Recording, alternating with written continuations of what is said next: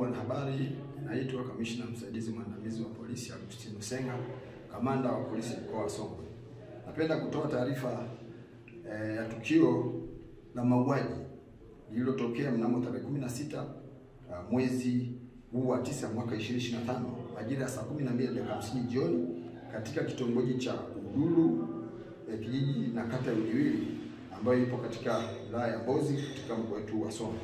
Katika tukio hilo, mwananchi kwa jina la Evaristo Zabloni Mwambogolo mwenye umri wa miaka 28, mkulima na mkazi wa Udulu wilayani Mbozi, alichomwa kisu kifuani eneo la upande wa kushoto ambapo unakaa moyo na mtu ambaye alifahamika kwa jina la Elizabeth Jackson Mwaweza, ambaye ambayo imetokea baada ya kutokea mabishano ya mpira wa miguu ulikuwa ukichezwa jana kati ya timu ya Simba na Yanga. Marehemu alijeruhiwa vibaya sehemu niliyoitaja kifuani na alifariki dunia wakati akipelekwa hospitali ya zahanati iliyopo Iyula wilaya ya Mbozi kwa ajili ya matibabu.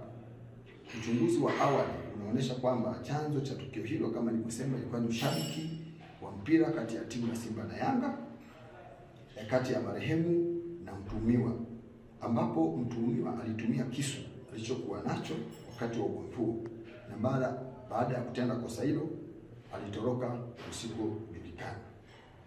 Jeshi la Polisi Mkoa wa Songwe linaendelea na msako mkali wa kumtafuta mtuhumiwa huyo ili aweze kukamatwa na kufikishwa katika vyombo vya sheria ili aweze kupata adhabu kwa mujibu wa sheria kwa kosa alilolifanya.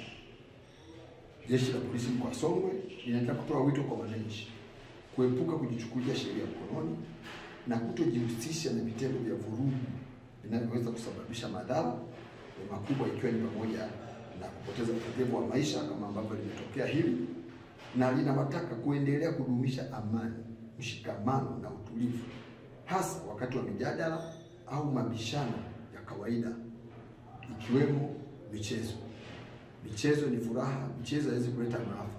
Tuvumiliane, ushabiki uwe na mipaka, tuvumiliane.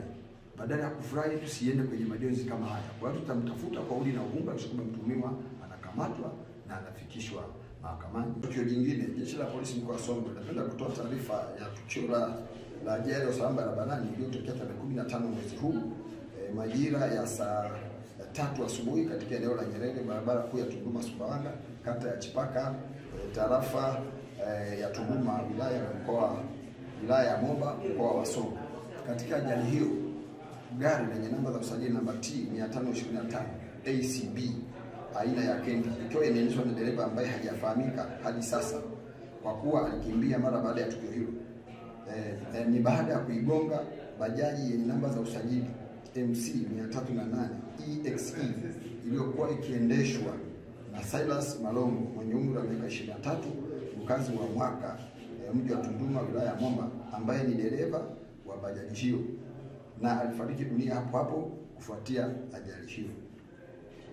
Katika ajali hiyo ilisababisha vifo vya watu watatu ambao ni Ibrahim Kibadeni miaka 16, mwanafunzi wa shule ya sekondari, Silas Malongo mwenye miaka 23, dereva bajaji, na mwanamke mmoja ambaye hajafahamika jina lake anayekadiriwa kuwa na umri kati ya miaka 30 na 40 na ambaye amefariki wakati akipatiwa matibabu katika kituo cha afya cha Tunduma, na mwili wake umehifadhiwa katika chumba cha kuhifadhia maiti hospitalini hapo Tunduma.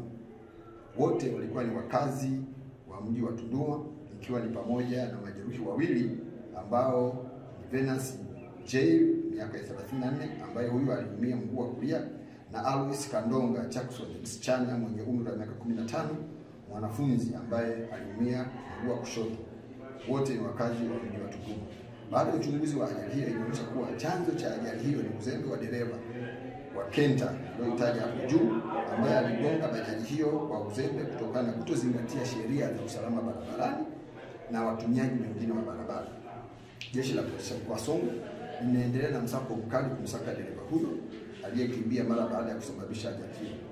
Pia linaendelea kuhimiza madereva wote kuzingatia sheria za usalama barabarani, kuendesha kwa tahadhari na kuwazingatia watumiaji wengine wa barabara kwa usalama wa kila mtumiaji wa barabara. Ni wito wangu kwao, madereva wamefundishwa tuheshimu sheria za usalama barabarani, na sisi tutakuwa wakali sana kwa wale wote wanaovunja sheria za usalama barabarani.